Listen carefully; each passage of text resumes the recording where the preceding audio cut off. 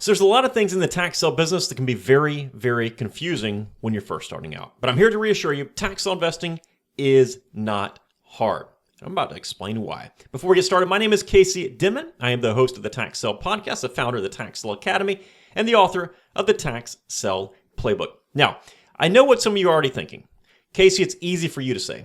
You've been a tax sale investor for more than 22 years now. And you're right, I have. But I also work with brand new investors every single day. People who have never bought real estate in their life and don't know the first thing about tax liens or tax deeds. And guess what? They are succeeding. And some of them are succeeding wildly.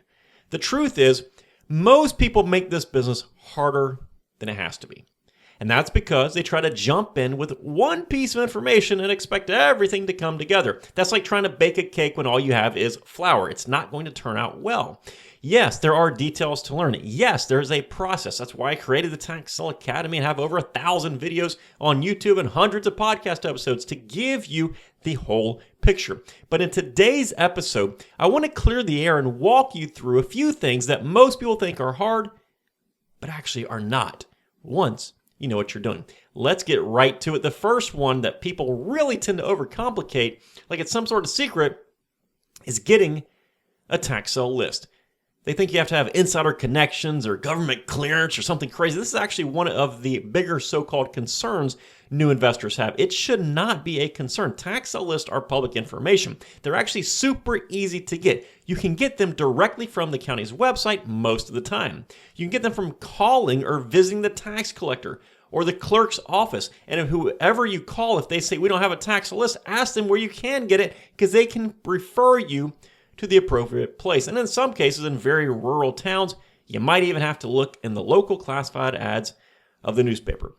The real skill is not in finding that list. The skill is learning how to read and filter it so you can find the properties that fit your strategy and your objectives, and so that you can skip the junk properties. And a side note here, never buy a list from a third-party list provider. They're often filled with errors, and of course, they hold no responsibility, so those errors are going to fall on your shoulders when you purchase the wrong property. Number 2, they complicate liens and deeds. It's a very common setback around the terminology, a lot of confusion around it. Some people will even use the term lien and deed interchangeably. They are not the same whatsoever. Here's the short version. A tax lien is a debt instrument. You're paying somebody's delinquent taxes and placing a lien on their property. They owe you that money back with interest. If they don't pay you, you can foreclose and possibly take ownership. A tax deed is a property transfer. You're buying the actual property outright because the taxes were not paid and nobody redeemed that property during the allowed time period. Two completely different types of investments, but once you understand the difference, you know exactly what you're dealing with. Now, some people prefer liens, some prefer deeds, some want a mix of both. It's all up to whatever suits your style the best. The next one is researching properties. Now, I'll be the first to tell you, research is a big, big deal in the tax sale business. But is it hard? Is it difficult? Is it complicated? No, not really. We have more tools available now than ever before, and the large majority of these tools are provided free of charge and accessible online. It's not about needing special software or anything crazy. It's about knowing how to use what is already available to you. Yes, it takes effort. Yes, you need to learn a process. Yes, you have to learn how to perform due diligence and to know what to look for exactly as you're researching these properties. But once you've got it, it's repeatable, it's scalable, and it's very, very straightforward, and you become more and more efficient the more you do it. The next one that people tend to overcomplicate is attending auctions. You know, auctions used to mean standing in a courthouse hallway for hours and hours. I went to a tax lien sale once, and I was there from 8 a.m. to 5 p.m., sitting on a hard wooden courthouse bench for 4 days. Yes, 4 entire days. Today, most auctions are held online. You know, you can attend from your laptop. You register, click bid, pay, that's it. Now, yes, every county has their own system, and some still perform live, in-person tax sales. And if they do, there is certainly some benefit in going there because usually there's less competition there. And even those aren't that scary. You raise your hand, you call out a number, and you fill out a form.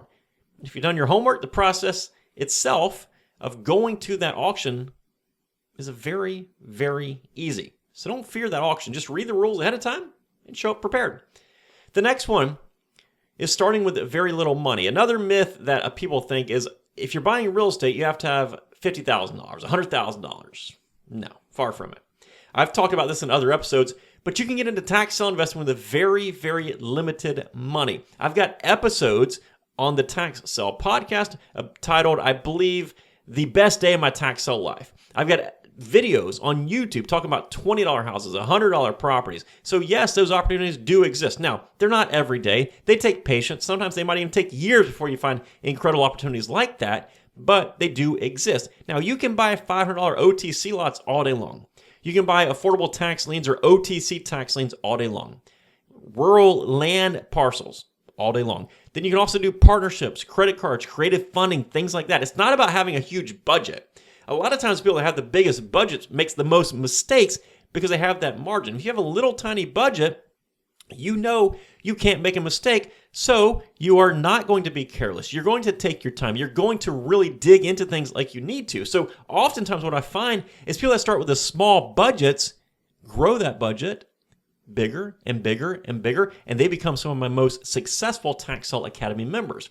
It's about learning how to spot opportunity and being creative when that opportunity knocks. The next one is navigating legal issues. Here's some very, very good news. Everything that affects the tax sale business is in black and white and is in your state statutes.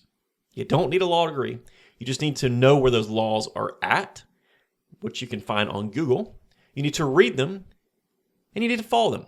That's it. It's rather simple, yet most investors refuse to take the time to read and study those laws. It's silly. Now, yes, you might need an attorney for things like quiet title lawsuits, foreclosure paperwork, contracts, things like that. But day to day, it's publicly accessible laws that your entire business is based around. And oftentimes on the county websites, they'll dumb these laws down for you and provide some frequently asked questions and a synopsis, that kind of stuff. But ultimately, it's your state statutes that will prevail. So take the time to read through them. Next one is selling properties. This one always cracks me up. People get so worried about how they're going to sell a property, and they spend more time worrying about reselling a property than they do about getting the right property at a good price. But here's the good news. If you buy it right, selling becomes the easiest part because at the right purchase price, you can then resell your property and you can price it slightly below market value, still have margin to make quite a bit of money, and undercut all of the competition. So the next property that sells is going to be your property. You don't have to stage it, you don't have to flip it, you don't have to hold out for top dollar. You price it right, you make your money, and you move on. And if you've built even a small buyer's list, it gets much, much easier. Remember the saying, you make money when you buy, not money when you sell. Buy it right, and selling will never, ever be the hard part. You'll have people knocking down your door to get your next deal if you buy your deals correctly. If you're having trouble selling something, if you have to get top dollar to make money on a piece of property, it's likely because you spent too much money in the first place. Remember that. If you buy it correctly, it'll make your life a whole heck of a lot easier when you go to sell it. So here's the bottom line. Tax sale investing, it's not hard. It's just unfamiliar to you. Maybe you misunderstand it a little bit. Yes, it takes some time, it takes some effort to learn. But once you have a little bit of education, and once you've done it once or twice, it's straightforward, it's repeatable, and it's accessible. Most people fail not because it's too hard of a business to get into and to succeed at. They fail because they try to build a business with one random piece of information they got from somebody's YouTube video. It takes more than that.